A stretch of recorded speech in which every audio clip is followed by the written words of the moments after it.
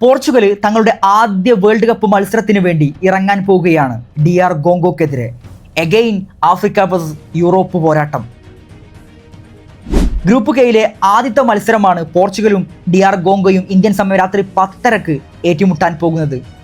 ആ ഗ്രൂപ്പിൽ മറ്റ് ടീമുകൾ ഏതൊക്കെയാണ് നോക്കുകയാണെങ്കിൽ അവിടെ കൊളംബിയയുണ്ട്, ഉസ്ബെക്കിസ്ഥാനുണ്ട്, DR കോങ്കോയും പിന്നെ പോർച്ചുഗലും. ഇതൊരു മരണ ഗ്രൂപ്പാണോ എന്ന് ചോദിച്ചാൽ സ്കോഡിൻ്റെ ഡെപ്ത് വെച്ച് നമ്മൾ നോക്കുമ്പോൾ ഒരിക്കലുമല്ല. അത് പോർച്ചുഗലിന് ഫേവറായിട്ടുള്ള ഒരു ഗ്രൂപ്പ് തന്നെയാണ്. എങ്കിലും ഇപ്പോഴത്തെ സിറ്റുവേഷൻ അനുസരിച്ച് ഈ 2026 വേൾഡ് കപ്പിനെ സംബന്ധിച്ച് അതൊരിക്കലും നമുക്ക് പ്രഡിക്റ്റ് ചെയ്യാൻ പോലും സാധിക്കാത്ത രീതിയിലൂടെയാണ് വേൾഡ് കപ്പ് ഇപ്പോൾ കടന്നു പോയിക്കൊണ്ടിരിക്കുന്നത്. പലർക്കും നമ്മൾ ഫേവറായിട്ട് ആ ഫലം നമ്മൾ പ്രഡിക്റ്റ് ചെയ്യുമ്പോൾ അതിന് വിപരീതമായി കൊണ്ടാണ് എതിരാളികളായിട്ടുള്ള ചെറിയ ചെറിയ ടീമുകൾ കളിക്കുന്നത്, അട്ടിമറികൾ നടത്തുന്നുണ്ട്. അതുകൊണ്ട് തന്നെ നമുക്കൊരിക്കലും ഈ ഗ്രൂപ്പിനെയും നമുക്ക് പ്രഡിക്റ്റ് ചെയ്യാൻ സാധിക്കില്ല എന്നതാണ്. ഈ ഗ്രൂപ്പിൽ ഒന്നാം സ്ഥാനം ഡെഫിനറ്റ്ലി അത് പോർച്ചുഗൽ ആയിരിക്കാം, മേ ബി. രണ്ടാം സ്ഥാനം അത് കൊളംബിയ, മൂന്നാം സ്ഥാനം DR കോങ്കോ ഓർ ഉസ്ബെക്കിസ്ഥാൻ. അതിന് DR കോങ്കോക്കായിരിക്കും ഏറ്റവും കൂടുതൽ ചാൻസ് കൽപ്പിക്കുന്നത്. ഇപ്പോഴത്തെ ഈ സിറ്റുവേഷൻ അനുസരിച്ച് നമ്മൾ ആ പൊസിഷൻ നൽകുമ്പോൾ അത് ഉറപ്പായിട്ടും DR കോങ്കോ തന്നെയായിരിക്കും. DR കോങ്കോ 1974 ശേഷം ആദ്യമായിട്ടാണ് മറ്റൊരു വേൾഡ് കപ്പിൻ്റെ ഒരു ബിഗ് സ്റ്റേജിലേക്ക് അവർക്ക് അവസരം ലഭിക്കുന്നത്. ഏകദേശം 52 വർഷമായി.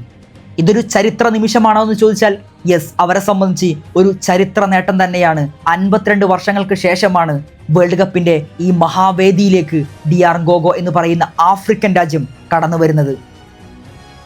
എന്നാൽ 1974 വേൾഡ് കപ്പിൽ അവർ DR കോങ്കോ എന്ന് പറയുന്ന പേരിലല്ല അറിയപ്പെട്ടിരുന്നത്. അത് മറ്റൊരു പേരിലായിരുന്നു, സെയ്ർ എന്ന് പറയുന്ന മറ്റൊരു പേരിലായിരുന്നു ആ വേൾഡ് കപ്പിൽ അവർ അറിയപ്പെട്ടിരുന്നത്.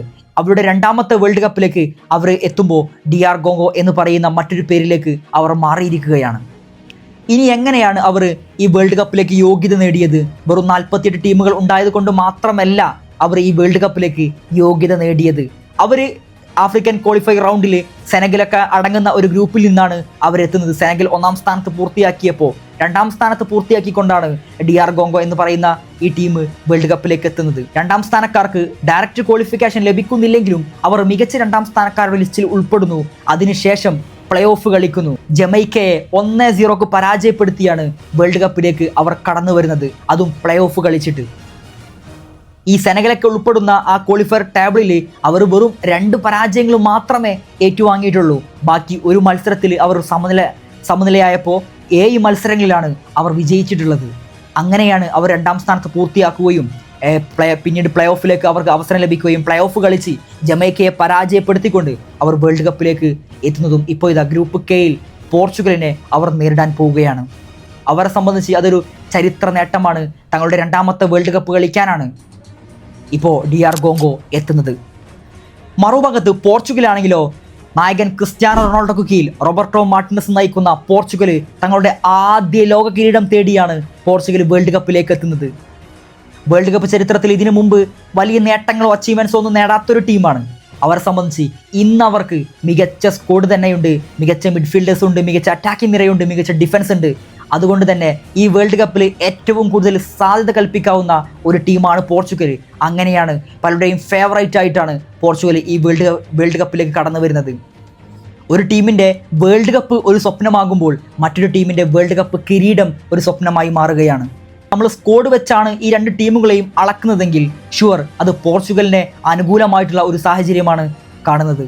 എന്നാൽ ഇന്നത്തെ ഈ സിറ്റുവേഷൻ, ഈ സാഹചര്യം വെച്ച് നമ്മൾ ഒരിക്കലും ഒരു ടീമിൻ്റെ ഫേവറായിട്ട് പറയാൻ സാധിക്കില്ല. അത്തരത്തിലുള്ള റിസൾട്ടാണ് ഇപ്പോൾ 2026 വേൾഡ് കപ്പിൽ നമുക്ക് ലഭിച്ചുകൊണ്ടിരിക്കുന്നത്. പലരും അട്ടിമറിക്കുന്ന ഈ സാഹചര്യത്തിൽ നമ്മൾ ഒരിക്കലും DR കോങ്കോയെ തള്ളിക്കളയാൻ പാടില്ല.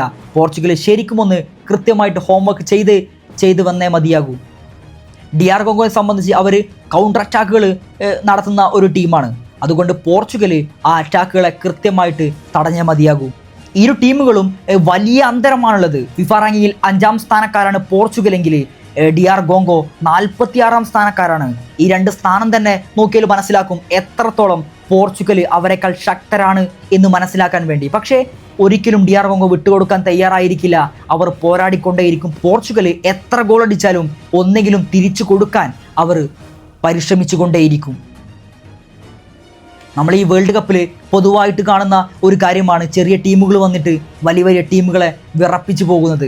അതിൽ ഏറ്റവും വലിയ ഉദാഹരണമാണ് ഇന്നലെ ഇപ്പോൾ സ്പെയിനെ കേപ്പെ വെർദെ എന്ന് പറയുന്ന ഒരു ടീം വിറപ്പിക്കുന്നു. അതുപോലെ ജർമ്മനിക്കെതിരെ തങ്ങളുടെ ചരിത്രത്തിലെ ആദ്യ ഗോള് കുറസാവോ എന്ന ടീം നേടുന്നു. അങ്ങനെ തുടങ്ങിയാൽ ഒട്ടനവധി ടീമുകളാണ് വലിയ വലിയ ടീമുകളെ ഷോക്കിംഗ് ആയിട്ടുള്ള പെർഫോമൻസ് കാഴ്ചവെച്ച് ആ മത്സരത്തെ ഒരു ഡ്രോയിലേക്കോ അല്ലെങ്കിൽ ഒരു വിജയത്തിലേക്കോ ചെറിയ ടീമുകളെ നയിച്ചു കൊണ്ടുപോകുന്നത്. അതുകൊണ്ട് തന്നെ ഈ മത്സരത്തെ നമ്മൾ ഒരിക്കലും അണ്ടർ എസ്റ്റിമേറ്റ് ചെയ്യുന്നത് കടലാസിൽ കരുത്ത് പോർച്ചുഗലിനായിരിക്കാം, പക്ഷേ അതൊരിക്കലും ആ കളിയെ ബാധിക്കില്ല. DR ഗോഗോ ശക്തമായിട്ട് പൊരുതുമെന്നതിൽ യാതൊരു സംശയവും വേണ്ട.